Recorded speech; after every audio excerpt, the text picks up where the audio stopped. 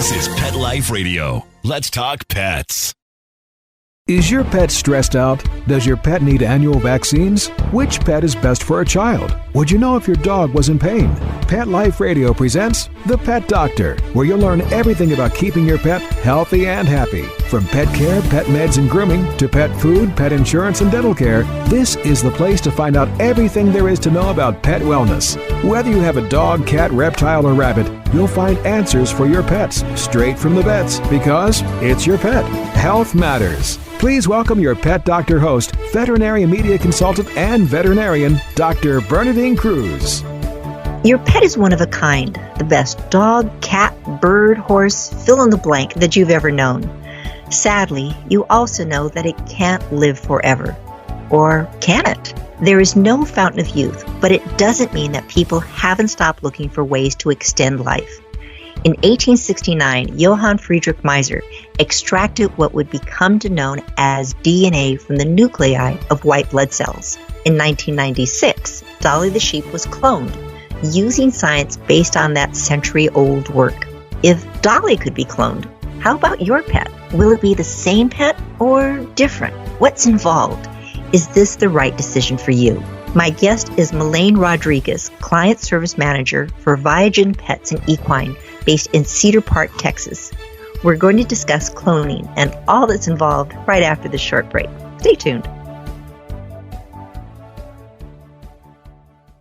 Does your dog itch, scratch, stink, or shed like crazy? Come to Dynovite for help. Order a 90-day supply of Dynovite. Dynovite for life. Pick up 2 tubes of Doggo Suds. Get the 3rd tube free. Peppermint, tea tree, lavender, Doggo Sud shampoo. Made with all-natural coconut, jojoba, aloe. Great for healthy skin and soft, shiny coats. But no itchy, harsh chemicals. Lather up, rinse away. Try Doggo Suds. Buy 2, get 1 free. At Dynovite.com. DINOVITE.com.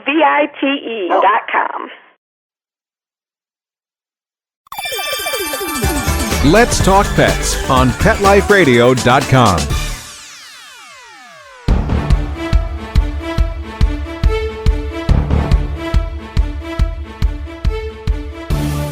Melain, thank you for being with us. I find the Kismet is just amazing because after you and I chatted for a while and set up this interview today, sadly, the next day I needed to euthanize a pet. They were interested in cloning, and I had this discussion, and I was now felt much more educated. So thank you for being with us. I think this is going to be fascinating for my listeners.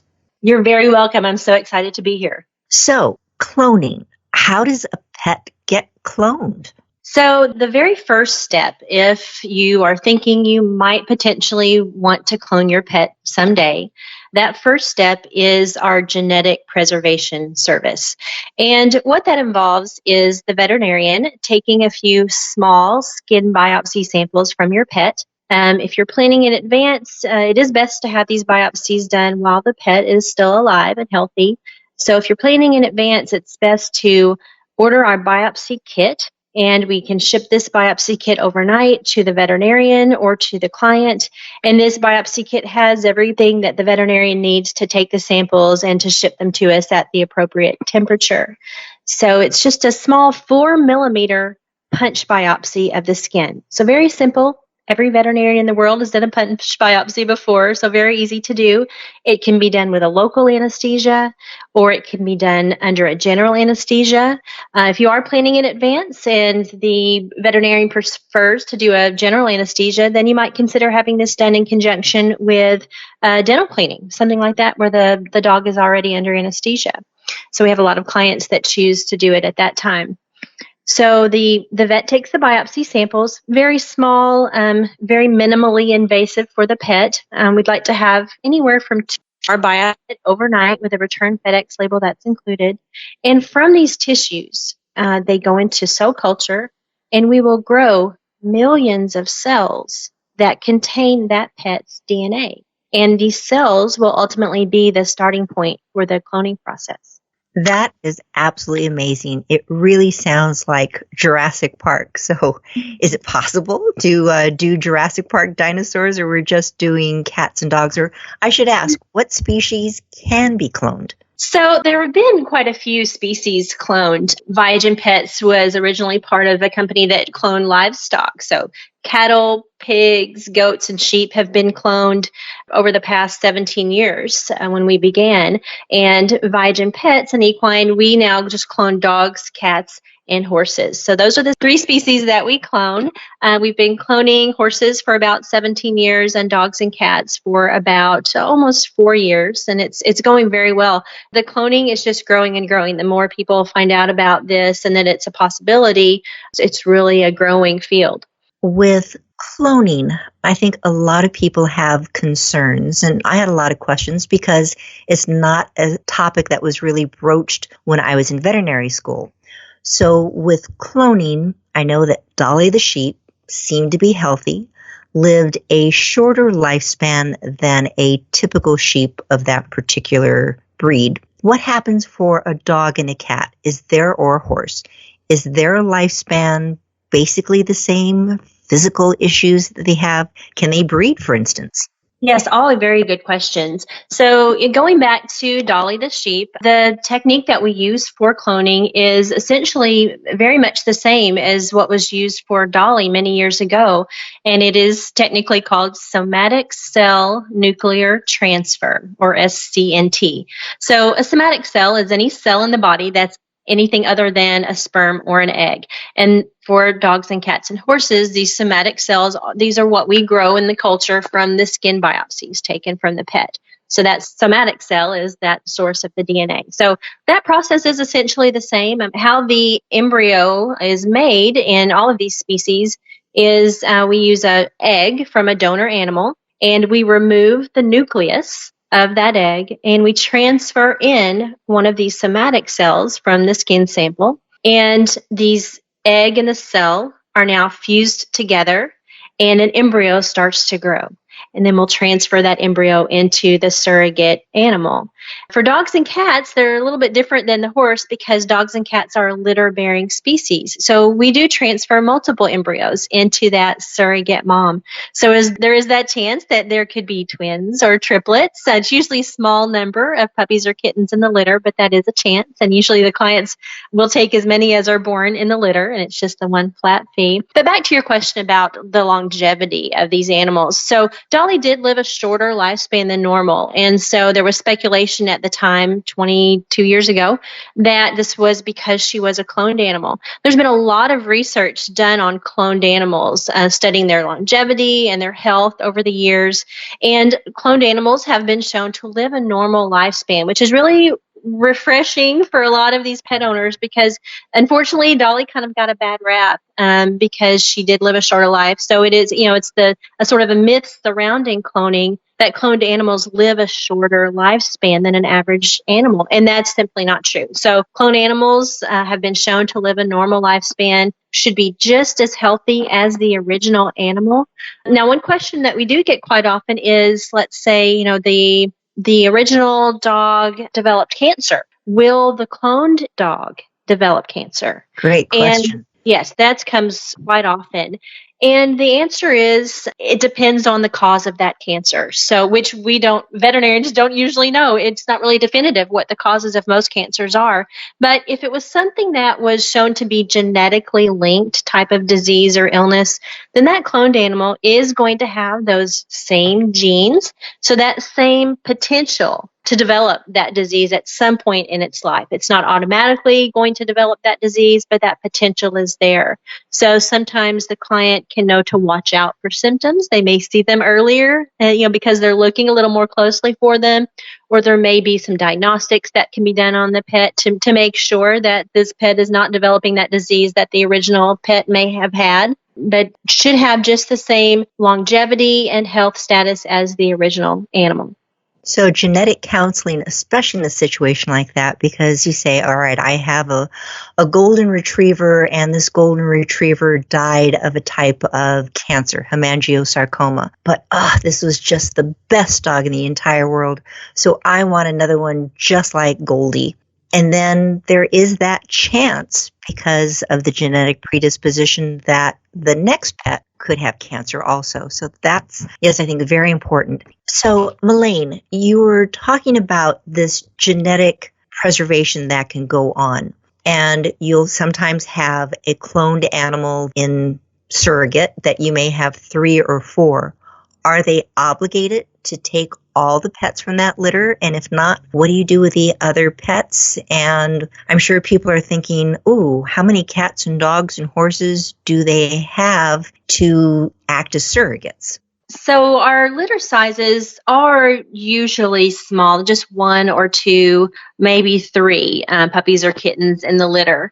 We did have some larger litter sizes. We've had up to 5 puppies in a litter. And this was sort of earlier on in the cloning process when we were fine-tuning the number of embryos that go into the surrogate to get the number of puppies or kittens that we're hoping for. Most clients will only want just 1 or maybe 2. So, I can understand 4 or 5 is a lot to handle. So we do sort of try to tweak that, but you never know. It's kind of like IVF. You may end up with twins or triplets, and it's just a little bit of a risk that may be there. I would say most clients, if there are 3 puppies, let's say, most clients are going to say, yes, I want every single puppy that's born. And that's completely understandable. I know I would. And I have my dog cells preserved. So I've already talked to my family and said, okay, if I clone my dog Zeus and there's 3 puppies, I'm going to take 1. And okay, my brother, you'll take 1, right? And my mother, you'll take 1.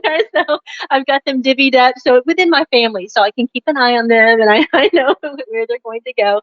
And that's what most clients will choose to do is they may not keep every single one of them. Some will, but if there's more than they can really take care of it, so 3 puppies is a lot, then they may divvy those up. Now, the client is not obligated to take every puppy or kitten that's born. With the cloning agreement, they are guaranteed at least 1 healthy puppy or kitten. They're not obligated to take any extra ones. There's, of course, no additional fee for those extra puppies or kittens. So we've had a couple of clients that have said, I can only take 2. Can you find a good home for these other ones? And we've done that. We have a really good adoption program. In the cases that we've done that before, those puppies have actually been adopted out to our own employees. So it makes it really nice because then the clients can keep tabs on those and they know that those puppies went to a good home. So you have the genetic preservation. I want to have the biopsies done, small, really not painful. I agree with you. Doing little 4-millimeter biopsies with local anesthesia is so simple. You can then have that preserved. How long can you preserve it? So if somebody says, this is really good dog, I'm not really sure if I want to do this, what's going to be going on later on in my life, how long can that genetic material be stored and how is it stored? I would say most of our clients are wanting to just preserve the cells for now. The cost is quite a lot for the cloning itself. So most clients are just holding on to that DNA. We preserve the cells. These cells, the cell culture that we do, it takes about 2 to 4 weeks to complete the culture. And then these cells are placed in cryovials with a cryoprotectant media, and they're stored in liquid nitrogen tanks. And these cells can be kept stored essentially forever, for decades. We have clients that have stored cells with us for 17 years, and we've actually cloned a couple of dogs and at least 1 cat whose cells were stored for 17 years. And then they cloned this pet later on. So it's really amazing. So essentially forever, the cells can be stored. There is an annual storage fee for storing the cells. So the initial cost of the genetic preservation is $1,600, and that includes culturing the cells and the biopsy kit shipment to and from the veterinarian. And that also includes the first year of cell storage. After the first year, the annual storage fee is $150 per year. And the great thing about this is all of the upfront fees that the client pays for the preservation and any subsequent storage fees, these all get combined and added together. And then when they decide to clone down the road, everything that they've paid to date gets applied toward the cloning. So long-term clients really like that. So I think this is a fascinating way that you're doing this, Melain, where you are saving these cells, you're having this fee, but then you're not being hit with additional fees, way on top of that because you've been paying for a little all the way along. That's great. Now, again, you are saving the cells. It's not embryos, because oftentimes we hear about in human medicine where they're saving this genetic material, but you're actually saving embryos. Is that correct? That's right. For the genetic preservation, we haven't created the embryos just yet. They're actually, for pets, there has not been a technique developed to be able to freeze embryos. We can do that in horses. So because we've been cloning horses for so long, we have improved the technique. Initially, when we first started doing this, there was no process available to successfully freeze and thaw embryos for horses. But now we've developed these techniques. We have some of the top cloning scientists in the world on our staff, and they're just amazing. And so for horses, that is our standard thing that we do with the cloning is we create the cloned embryos, and then they are frozen, and then they can be shipped and thawed and transferred into the recip mare at that point. But for dog and cat, it has to be a fresh embryo. So we don't create the embryos just yet. We just, for our genetic preservation, we're just simply producing the cell line and freezing these somatic cells. Chatting right now with Melain Rodriguez, I am learning so much about this. Thank you. I know that this is just fascinating. So we're going to take a short break. We're going to be right back, and then we're going to talk more about preserving your pet. Please have a seat in the waiting room. The doctor will be with you shortly, right after these messages.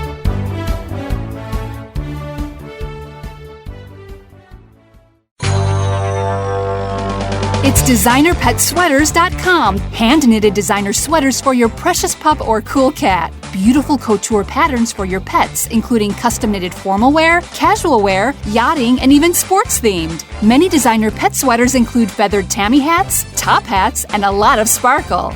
Each sweater includes leg loops, front paw sleeves, and leash opening. Visit DesignerPetSweaters.com to order your four-legged fashions today. Large or small, we fit them all. DesignerPetSweaters.com.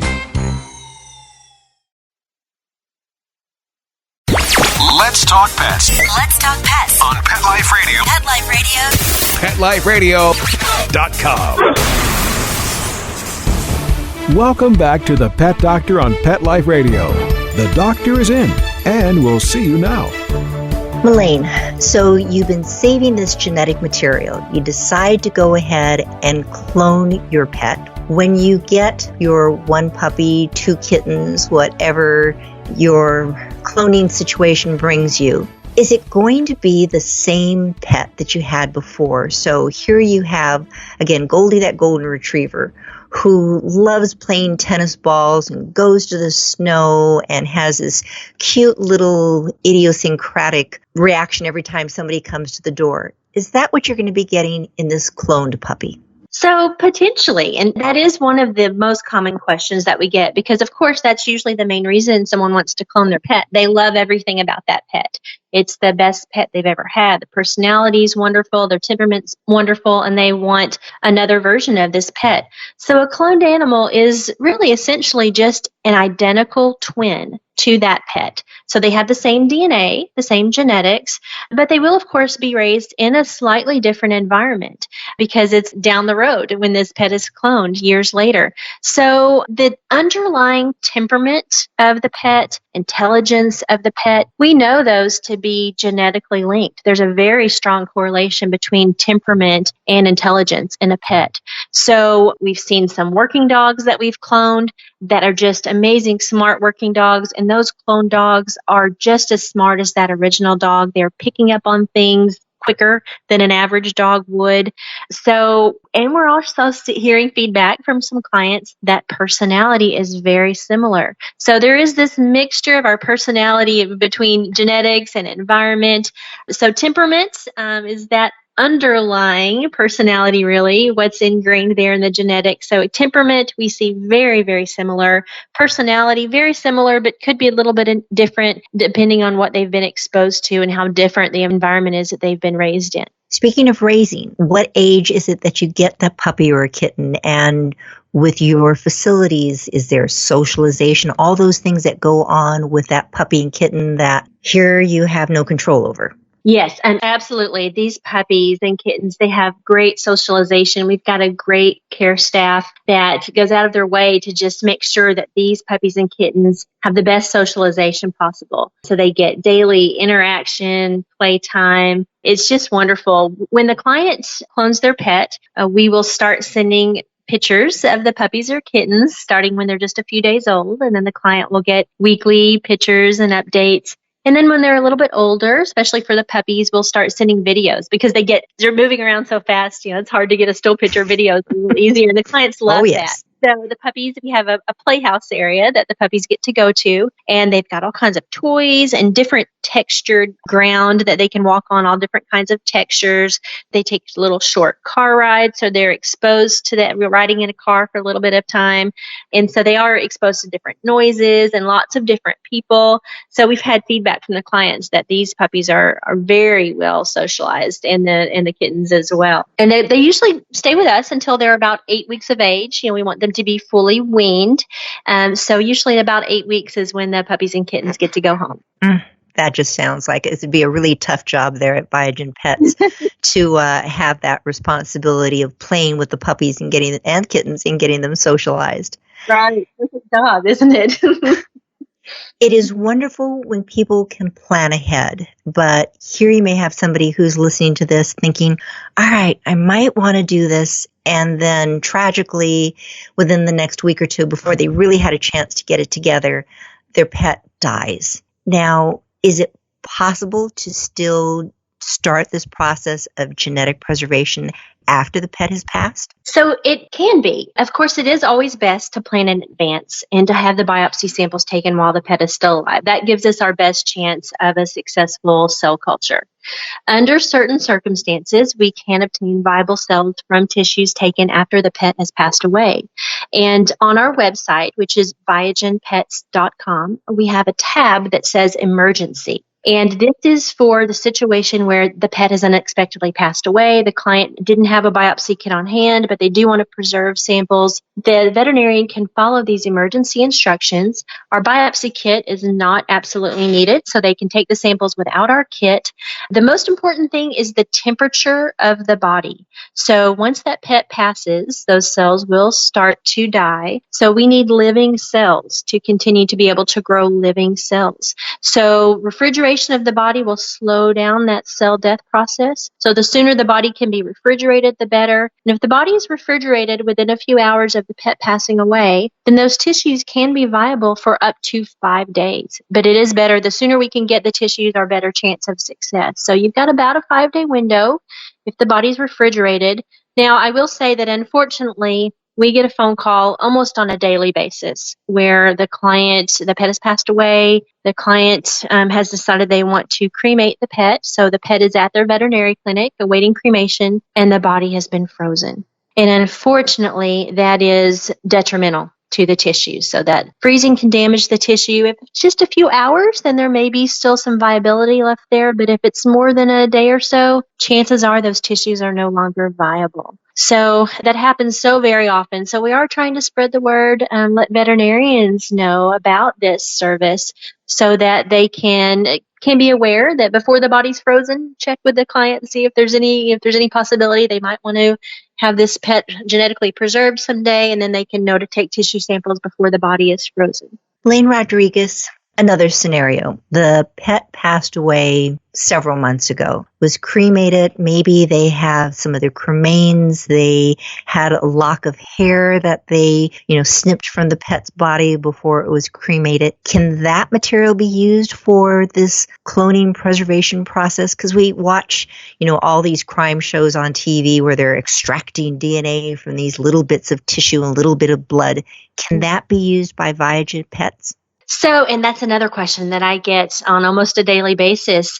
So the answer is no. Not with today's technology. We do have to have a living, viable, growing cell to use as a source for cloning. Now, you're right. From these CSI shows, we know that there is DNA in the root of the hair. Jurassic Park, too. That's right. That's right. So there's DNA there. But it's not the type of DNA, it's not the full cell that we need for the cloning process. We hope to one day be able to clone from blood. We're not quite there at that point yet, but there's lots of research being done in that area, and that would really change things a lot. So as of today, with today's technology, we do have to have a fresh tissue biopsy. One of the things that always impresses me is with the internet, This podcast is literally heard throughout the world. So here you are based in Texas, and people in the United States can FedEx samples back and forth quite easily and get that puppy or kitten popped on an airplane. What happens for one of my clients, or one of the listeners, I should say, who's in Europe or in Asia, who's hearing this going, yes, I want to do this for my pet? Is ViaGen Pets really the only source of cloning for pets right now, or how can you help them? We are one of the only companies in the world that clones dogs, and we are the only company in the world that clones cats. So we do have lots of international clients for both our pet cloning and our horse cloning. Now, for pet cloning or pet DNA preservation, the process is really simple, even for international clients. There's a little bit of extra paperwork that's involved to be able to get the tissues into the country. Those tissues, as I said, do need to stay cold during shipping. So shipping from Europe, for example, can take about 2 days, and that's fine. We have the clients add a few extra ice packs in with the samples, and that will keep the tissues cold during that shipping back to us. So yes, we can do a genetic preservation for clients who may live outside of the United States. It's a little more complicated for horses because an import permit is required. So you do have to plan in advance and have those permits in place before the tissue biopsy is taken. But for pets, it is a very easy process. Melain, you mentioned that to go ahead and to initially get the biopsy, and I'm sure there's going to be other fees for your veterinarian to do the procedures, but just for the ViaGen Pets aspect of it, you get the biopsy, you culture the cells, you now cryopreserve these cells. I believe you said it was about $1,600? That's right, yes. And then there's a yearly storage fee. All of this goes to the cloning if you decide to do it. Okay, I've decided I want to clone my cat. Best little kitty in the whole world. I know that it's going to be the Siamese twin. Behavior may be the same, not exactly. Okay, what kind of a check do I need to write to you? So right now the fees are quite high. It is $50,000 to clone a dog and $25,000 to clone a cat. So it is quite expensive, but the fee is, we get questions and people say, can I make payments on that? And so essentially with your genetic preservation and your yearly storage fees, you're making a little bit payments along the way. When it comes time to cloning, that cloning fee is broken up into 2 installments. So the client will pay half of the cloning fee up front as the deposit, less any fees that they had paid to date. So those initial preservation and storage fees, those get deducted from the deposit. Then once we have that deposit in hand, the client goes on our wait list. So we do have a little bit of a wait list for the cloning. It's about 1 to 2 months for the dog cloning before we begin the actual embryo production work. Cat cloning, because we are the only company in the world that's cloning cats, that cloning wait list for cats is quite a bit longer, about 6 months wait time before we can begin the cloning process for cats. So the client pays that deposit. When we get to their spot on the wait list, we'll make those embryos and transfer them into the surrogate dog. If all goes well, she'll get pregnant right away. Sometimes it may take more than one round of embryo transfers, but usually only takes just a few. And then she will have a normal gestation, a normal pregnancy, and she will nurture those puppies or kittens until they're about 8 weeks old. And then that's when the final cloning payment is made. It's just right before that puppy or kitten is ready to go home. So that final half of the payment is paid at that time.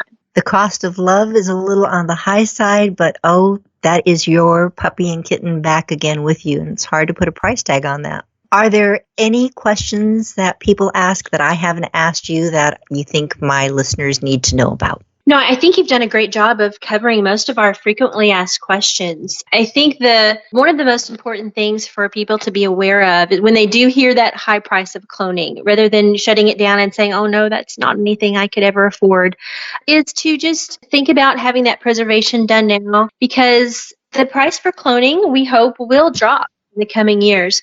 As I mentioned, we've been cloning horses for 17 years, and that price has actually dropped from $165,000 down to $85,000. So while it's still quite high, it has dropped substantially, almost in half. because we've been able to improve the technology and lower our cost. So we're always doing research, trying to find ways to improve the technology to be able to decrease our cost, and then we would pass that on to the client. So get those cells preserved, because if you don't and then those prices drop, you don't want to have that regret. I had a cat that was my best cat ever, and she lived to be 18 years old. She was my first cat I had as an adult, and she has been gone about 15 years now. And I always think, oh my gosh, I wish I would have known this technology was available 15 years ago. I just didn't know about it. I wasn't in the field. And she's the one. She is the cat of a lifetime. She's the one that I would have cloned. So I'm always wishing that I would have preserved her cells.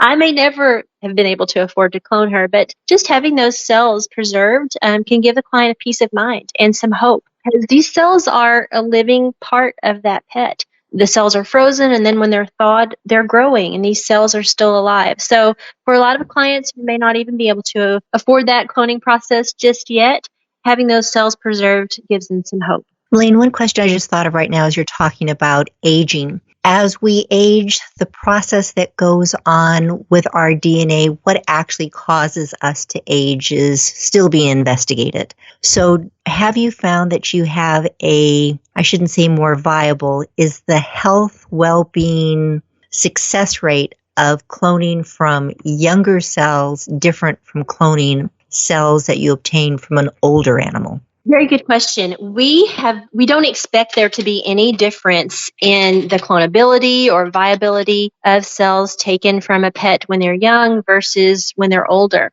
And as you can imagine, most of the pets that we are cloning are older pets. That's when we think about think about the end of their life and what's going to happen. And then that's when we think about having those cells preserved. So the majority of the pets are those older pets.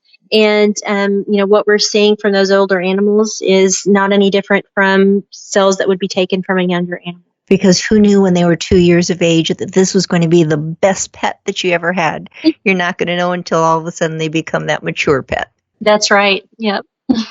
Well, my guest has been Melain Rodriguez, Client Service Managers for ViaGen Pets and Equine based in Cedar Park, Texas. Melain, thank you. I have learned a tremendous amount today. I know that my listeners have also. If they have any questions, your links are all on our website. They can go there. They can give you a call. I know when I called, your customer service just reached out to me immediately and were extremely helpful. That's great. Well, thank you so much for having me. It's been my pleasure. Well, this is Dr. Bernadine Cruz. You've been listening to The Pet Doctor on Pet Life Radio. Any questions, drop me a line. Otherwise, tune in again next week. We'll have more information on how to make you that best possible pet owner. Thanks for listening. Take care. Pets can be a wonderful addition to your life because they're a member of the family. Keeping them healthy and happy is important. Pet Life Radio presents The Pet Doctor with veterinary media consultant and veterinarian Dr. Bernadine Cruz.